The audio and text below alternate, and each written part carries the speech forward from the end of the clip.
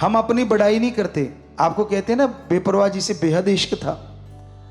तो एक बार हम आप एक छोटी सी बात बताना चाहते हैं कि वो बॉडी कैसी हो जाती है जो सतगुरु से प्यार करती है। हमारा हमेशा चैलेंज एक्सेप्ट करने का दिल रहता था कि चैलेंज किसी ने दिया है तो उसको स्वीकार कर लेते थे। तो हम आए आश्रम में, डेरे में, बेपरवाह जी से दर्श दीदार हुए, सेवा की, जो भी सेवा बनती थी। और पीछे गांव में, अगर कोई गांव वाला होगा पुराना तो उसको पता होगा, गांव में एक स्कूल बनाने के लिए चर्चा चल पड़ी और वहां मिट्टी डालने लगे कि अपने अपने खेतों से मिट्टी डालो, खड्डे खुड्डे थे वहां काफी। तो हमारे पीछे से, तो हम रात को पहुंचे, तो हमारे जो वो साथी थे उनसे पूछा क्या हुआ। कहते यार आज तो कंपटीशन हो गया पूरे गांव में, हमारी वजह कह लो, राम जी की वजह, कंपटीशन चलता था हर बात के लिए। वो आपको बाद में बताएंगे, हंसने वाली बातें भी है। तो हमने कहा कितनी ट्राली डाली।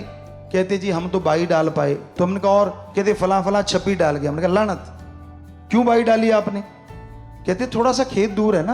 मैंने कहा फिर क्या हो गया, कल सही।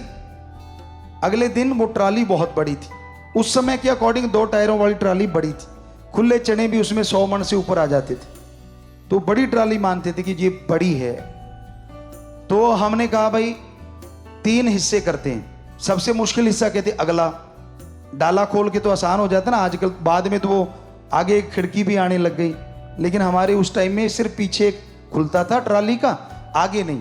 तो हमने 3 हिस्से बांट दिए, वो 4 थे, हम अकेले, कि अगला हिस्सा हम अकेले भरेंगे, पिछला आप चारों मिलके भरो। तो अगला हिस्सा, ये राम जी बेपरवाह जी के रहमो कर्म की बात बताते हैं, वरना तो हम खाक हैं। वो अगला हिस्सा जो होता था उसका, यानी 3 हिस्से हो गए, तो अगला हिस्सा हम 2 से 3 मिनट में भर देते थे अकेले। और हमारी कस्सी हो सकता है आज भी संभाल के रखी हो उन बच्चों ने, कोई हाथ नहीं लगाता था। हम कहते यार बाद में बर्त लिया करो। तो जो उनमें सबसे पावरफुल था वो कहता था मामा ये कस्सी को देख के ना माथा टेक देते हैं भाई, जिसकी तू है वही उठाएगा, पंगा नहीं लेने का। एक बार या हमारे ताऊ जी का बेटा वो चले गए थे, उसके दल है मैं चलाऊंगा, तो उनका पेट इतना खिंच गया था 2-3 दिन पड़े रहे थे। और हमें वो कहने लगे, आज भी याद है जब हम आपस में मिले, कहने लगा जरूरी सी पंगा लेना। हमने कहा हमने क्या पंगा लिया, हम तो डेरे गए थे। कहते ना जड़ी कई ले आके रख रखी इतनी बड्डी।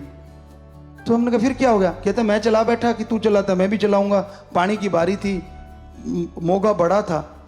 तो कहता है पूछ मत, उस दिन से ये सारा डंगा खींचा पड़ा है। तो हमने कहा वो क्या कहते थे, वो कहते भाई हम तो 7 दाने दर के माथा टेकते हैं, हम नहीं इसको छेड़ते। तो असल में बहुत बड़ी कस्सी थी। कबूल शाह खुब्बन एक जगह है, वहां से वो आई हुई थी, तब बड़ी मशहूर थी वहां की, आज हमें नहीं मालूम। ये हम 2 से 3 मिनट में भरते थे, और वो चारों मिलके 2 हिस्से जो थे वो लगभग 10 से 15 मिनट लगा देते। वो भी तब जब हम ऊपर खड़े करते, लानत आपकी हमने भर दिया, अरे क्या कर रहे हो, अरे जोर लगाओ। तो उस दिन दूसरे जो चैलेंज वाले थे उन्होंने 28 और हमने शायद 40 ट्रालियां डाली थी। कहने का मतलब बेपरवाह जी का रहमो करम, दया में रहमत, दर्द यकीन हो। अब आप कहोगे जी अब हमें समझ आ गई, आप ऐसे कैसे कर लेते थे। अगर आपको समझ आ गई तो जरा सोचो, हमें कस्सी चलाने की क्या जरूरत थी, फिर फूंक मारते ट्राली भर जाती, ले जाते। बताओ है जवाब कोई आपके पास? अरे भाई तब हम इस ताकत का इस्तेमाल नहीं करते थे, जो राम जी ने ये बॉडी बनाई थी इसकी ही इस्तेमाल करते थे। ओनली ह्यूमन बीइंग, एक मनुष्य की तरह, आम इंसान की तरह। वो बेपरवाह जी ने रहमत वो कर रखी थी, उसमें कोई दो राय नहीं। लेकिन जब तक जाहिर नहीं होता शरीर, राम जी करते नहीं, तब तक वो चीजें नहीं दिखाते। हाँ उनको दिखा भी देते हैं जिनका दर्द यकीन होता है, उनको तब भी वो चीजें मिलने लग जाती हैं जो बाद में मिलती हैं। मिली लोगों को वो जानते हैं। हमारा आज यही बताने का उद्देश्य है कि इस तरह से अगर आप सच्चे दिल से मालिक से प्यार करोगे तो यकीन मानो कभी हारोगे नहीं। अगर पॉजिटिव रहोगे तो नेगेटिविटी नजदीक नहीं फटकेगी।